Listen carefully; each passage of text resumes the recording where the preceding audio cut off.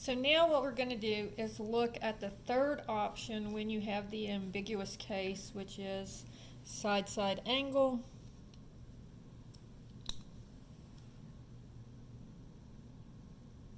or angle side-side. All right, and again, this is when the shorter side is opposite the known angle. Okay, so the shorter side is opposite the known angle. And in this case, we can have two triangles, because what can happen is this side of the triangle can flip around and make this side of the triangle. Now, if you notice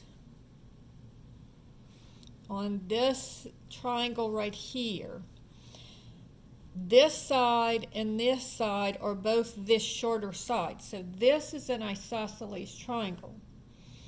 So this angle and this angle are going to be congruent.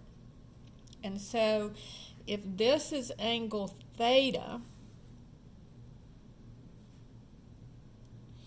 then this angle here, notice that it forms a line. So this angle here would be 180 minus theta. All right, so what we're going to have when we have two triangles, if we come out with an answer, that means we're going to definitely have two triangles. And so our first one is going to be theta, and then we're going to have a second triangle where it's 180, where this angle here is going to be 180 minus theta. So we'll have one acute triangle and one obtuse triangle. So let's take a look at a problem where we have this option. So in this example,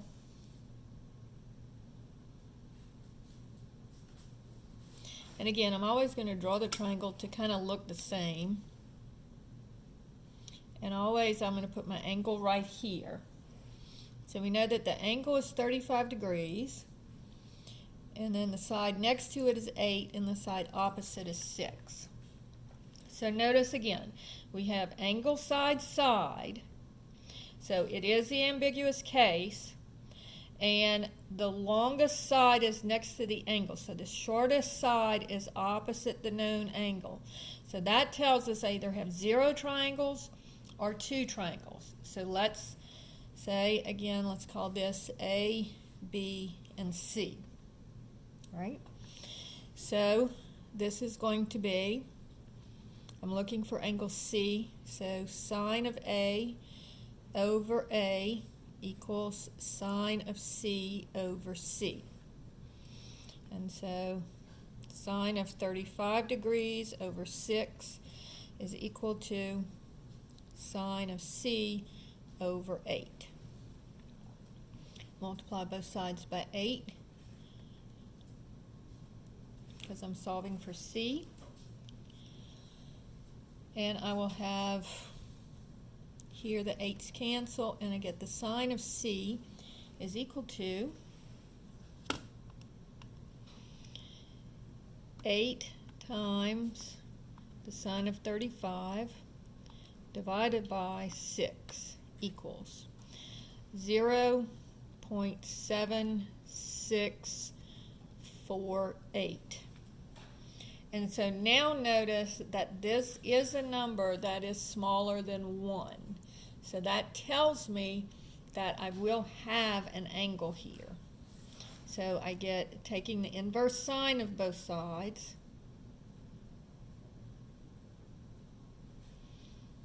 and the sine and the inverse sine cancel with each other. So I'm just going to go on my calculator, inverse sine. And I get that the angle is 49.886, or 0.89 if I round it off to 2 decimal places. So now, let's just call it 89. So 49.89. And so now I'm going to find angle B. So remember, all of them have to add up to be 180. So 35 plus 49.89 plus B equals 180.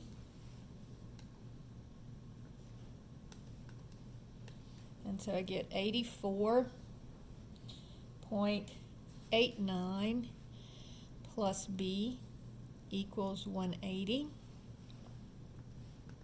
And then subtract the 84.89 from both sides. And I get B is equal to 95.11. And then I could find side B by going B over the sine of B is equal to, and again, I would use A in sine of A. Okay, so this would be B over the sine of 95.11 is equal to 6 over the sine of 35. Multiply both sides by the sine of 95.11.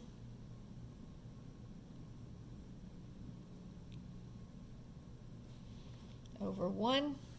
Here it cancels, and I get B is equal to,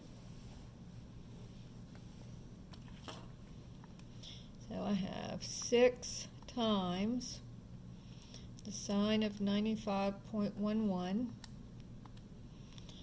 divided by the sine of 35, 10.42.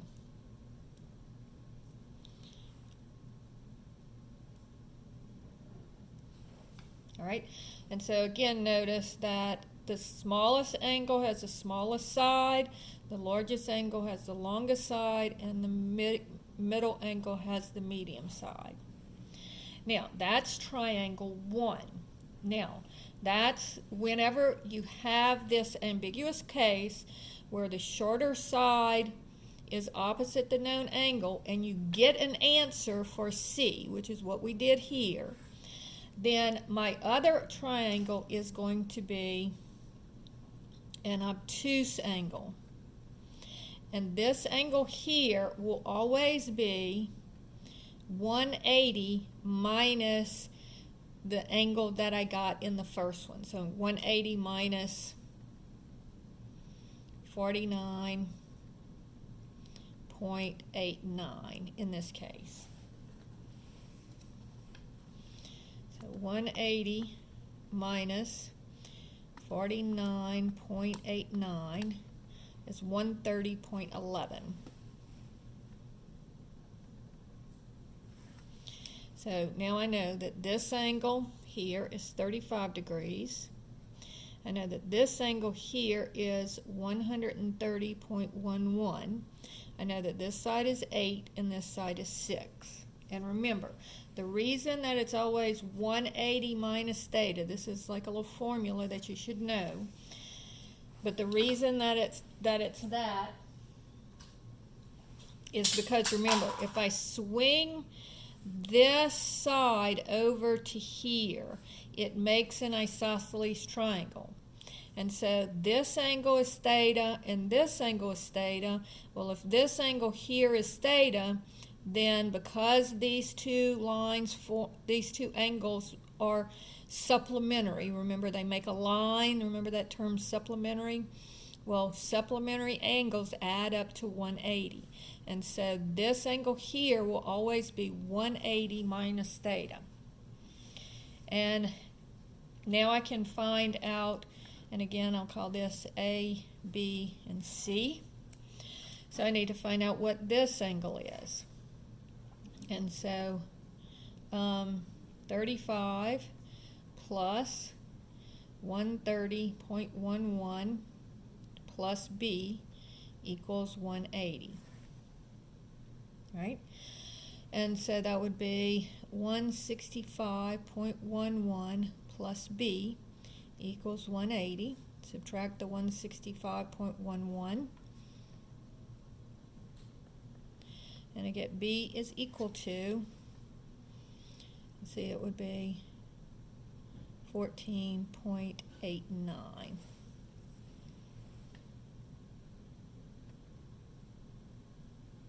So the last thing I have to figure out is this little side b.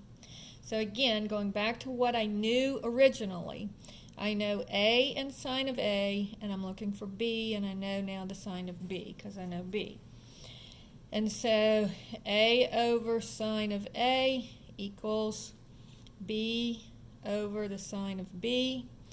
So 6 over the sine of 35 is equal to b over the sine of 14.89. So multiply both sides by trying to get the b by itself as division. So I'll multiply both sides by sine of 14.89 over 1.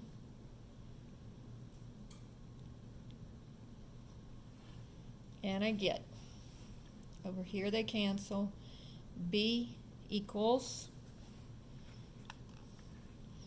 so this will be 6 times the sine of 14.89 divided by the sine of 35.